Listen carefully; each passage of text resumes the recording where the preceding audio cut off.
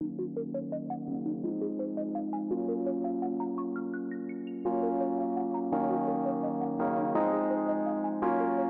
I'm Lisa from Approveit, and today I want to show you how you can work with accounts receivable right in Microsoft Teams with the help of Approveit. You can create invoices, quotes, and you can manage customers right in Microsoft Teams. Let's imagine that I want to create an invoice approval request. I have to go to Approval Request section, click New Approval Request, select the workflow, Invoice Approval, click Next.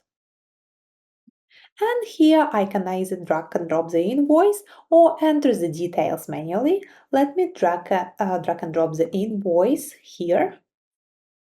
Okay, the data has been parsed. Now I just need to fill the missing details.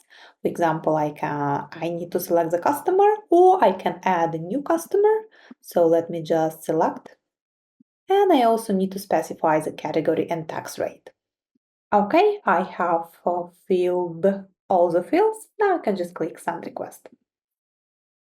I have created my invoice approval request. I can review all the details that I have entered, and I can also see who should be approving my request. So Julia should be approving my request. She will receive a notification right in Microsoft Teams saying that I'm asking for the approval, and once the request is approved, I will be notified as well. Now, if I go to Accounts Receivable, Invoices, I can see the invoice that I have just created, and I can see the status of that invoice, which is pending. Of course, I can turn on filters and filter my invoices.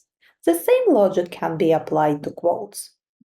And you can manage customers right here. So you can view the list of your customers and you can add new customers as well. That's how it works. If you still have questions or need help with setting everything up, please feel free to contact us anytime. Thank you.